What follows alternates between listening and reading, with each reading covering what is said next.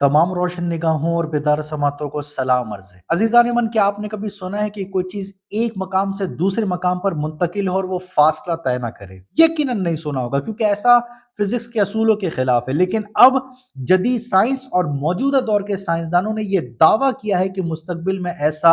ज़रूर मुमकिन होगा, और उन्होंने ऐसे ज़राए ईजाद करने पर तवज्जो मरकूज़ कर दी है जिसके ज़रिए आपको एक मकाम से दूसरे मकाम पर मुंतकिल होने के लिए किसी भी सवारी की ज़रूरत नहीं पड़ेगी, और ना ही आपको कोई फासला तय करना पड़ेगा। लेकिन जानना चाहते हैं कि सबसे ज्यादा हैरानकुन बात क्या है? सबसे ज्यादा हैरानकुन बात यह है कि इसी का जिक्र कुरान में तकरीबन 1500 साल पहले ही कर दिया गया था, और ना सिर्फ यह बल्कि ऐसा इस्लामी तारीख में हो भी चुका है। दरअसल साइंसदानों की जानिब से टेली कम्युनिकेशन और ट्रांसपोर्टेशन की मदद से एक नया निजाम, जिसे टेलीपोर्टेशन का नाम दिया गया है, उसको वाजे करने के लिए तजुर्बात किए जा रहे हैं। इब्तदाई तौर पर ये तजुर्बात फोटोन्स पर किए गए, जो कामयाबी से हमकिनार भी हुए हैं। अब आखिर सवाल यह है कि ये टेलीपोर्टेशन है क्या? अजीजा निमन, टेलीपोर्टेशन से मुराद किसी भी चीज का एक मकाम से दूसरे मकाम तक इस तरह मुंतकिल होना है कि वो चीज पहले मकाम से गायब हो जाए और दूसरे मकाम पर जाहिर हो जाए। टेलीपोर्टेशन की मदद से मुंतकिल की जाने वाली चीज की सही तरीन एटमी मालूमात एक मकाम से दूसरे मकाम पर मुंतकिल की जाती है, जहां वो यकजा होकर हूबहू वही चीज तश्कील दे देती हैं जो रवानगी के मकाम पर मौजूद थी।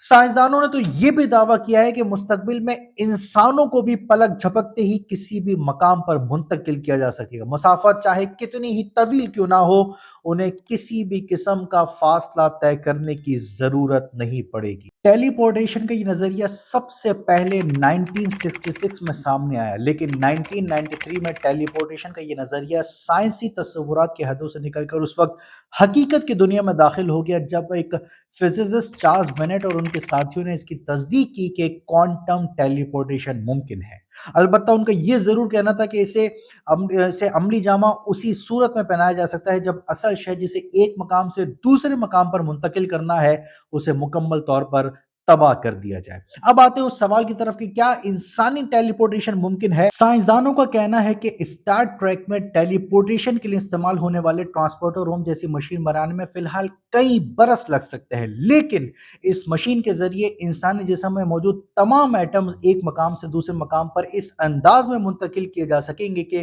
किसी एटम की जिस्म में जगह तब्दील ना हो। इस मशीन के जरिए ना सिर्फ एटम्स एक जगह से दूसरी जगह मुंतकिल हो सकेंगे, बल्कि एटम्स में पाई जाने वाली खुसूसी मालूमात और हिदायत भी रवाना हो सकेंगी, जो मतलूबा मकाम पर पहुंचकर हूबहू वही अंदाज इख्तियार कर लेंगे जिस अंदाज में वो असल जिस्म में मौजूद थे। साइंसदानों का मानना है कि अगर ये मशीन तैयार कर ली गई तो फिर टेलीपोर्टेशन का अमल कामयाबी से हमकिनार हो सकेगा। उनका कहना था कि इस अमल की वजाहत हम इस तरह कर सकते हैं कि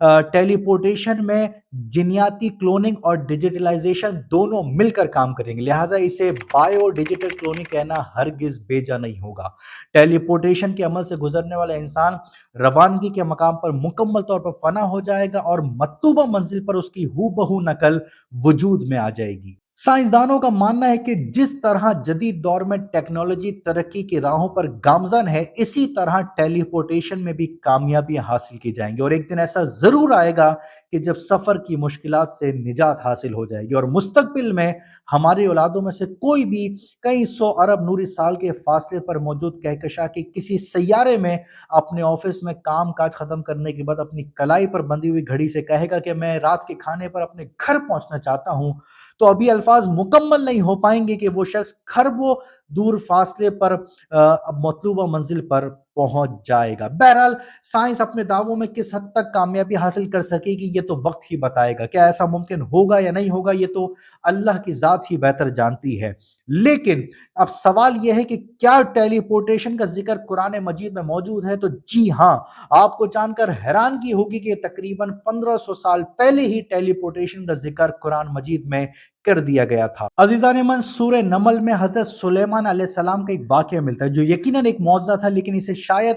टेलीपोर्टेशन की एक उम्दा मिसाल भी कहा जा सकता है। जब हजरत सुलेमान अलैहिस्सलाम ने मलका सबा को अपने यहाँ आने की दावत दी और ये चाहा कि मलका सबा का वो तख्त जिसके बारे में हुदूद ने कहा था कि वो बड़ा अजीमुशान है, मलका के पहुंचने से पहले अपने पास आने वाले,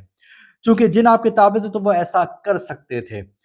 حضرت سلیمان علیہ السلام یہ چاہتے تھے کہ ملکہ سبا کو تبلیغ کے ساتھ ساتھ کوئی ایک ایسی نشانی بھی دکھائی جائے جس سے اس پر پوری طرح یہ واضح ہو جائے کہ وہ صرف ایک دنیا دار فرما روا نہیں، بلکہ اللہ نے انہیں بڑی نعمتوں اور فضیلتوں سے نوازا، اور وہ اللہ کے نبی بھی ہیں۔ چنانچہ سلیمان علیہ السلام نے کہا کہ اے اہل دربار، تم میں سے کون ہے جو اس تخت کو میرے پاس لاتا ہے قبل اس کے کہ وہ لوگ میرے پاس حاضر ہوں؟ جنہوں میں سے ایک کوی ہیکل نے کہا کہ میں آپ کے پاس حاضر کر دوں گا اس سے قبل کہ آپ اپنی جگہ سے اٹھ پائیں، میں اس کی طاقت رکھتا ہوں اور امانت دار بھی ہوں۔ جس کے پاس کتاب کا علم تھا وہ بولا کہ میں پلک جھپکنے سے پہلے آپ کے سامنے حاضر کر دوں گا۔ جب سلیمان علیہ السلام نے وہ تخت اپنے پاس رکھا ہوا دیکھا تو وہ پکار اٹھے کہ یہ اللہ کا فضل ہے کہ تاکہ وہ مجھے آزمائے کہ میں اس کا شکر کرتا ہوں یا پھر کافر نعمت بن جاتا ہوں۔ عزیزان من، اب رہی بات اس کی کہ 1500 میل کے فاصلے سے ایک تخت شاہی پلک جھپکتے اٹھ کر کس طرح آ گیا،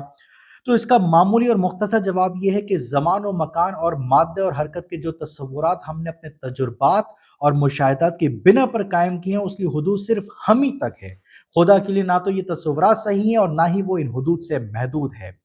اس خدا کی شان تو یہ ہے، اس کی قدرت تو یہ ہے کہ ایک ایک آن میں وہ سورج اور اس سے بڑے بڑے سیاروں کو لاکھوں میل کا فاصلہ طے کرا سکتی ہے، تو پھر یہ ایک معمولی سا تخت کیا شے تھا جس کے ایک حکم سے یہ عظیم کائنات وجود میں آئے گی۔ اس کا ایک اشارہ ہی ملکہ سبا کے تخت کو روشنی کے رفتار سے چلا دینے کے لیے کافی تھا، اور پھر وہ تو وہی ذات ہے جو ایک ہی رات میں اپنے پیارے محبوب نبی کریم صلی اللہ علیہ وسلم کو آسمانوں پر لے بھی گئی اور لے بھی آئی واپس۔ اور یہ بات تو ظاہر ہے بلکہ پورے یقین سے کہی جا سکتی ہے کہ جو شخص چشم زدن میں تخت آیا تھا تو وہاں بھی اللہ ہی کی قدرت کام کر رہی تھی، نہ ہی اس شخص کا کوئی کمال تھا اور نہ ہی وہ تخت ظاہری اسباب سے لایا گیا تھا۔ بہرحال ایک بات تو ہے کہ ہم جدید سائنس کے یہ ضرور کہہ سکتے ہیں کہ جدید سائنس کی بدولت ہم قرآن مجید کی ایسی باتوں اور ان واقعات کو ماضی کے نسبت موجودہ دور میں زیادہ بہتر انداز میں سمجھ سکتے ہیں۔ بس اللہ سے دعا ہے کہ خدا ہمیں اس کتاب کی محبت نصیب فرمائے اور اسے پڑھنے، سمجھنے اور اس پر غور کرنے کی توفیق عطا فرمائے۔ آمین۔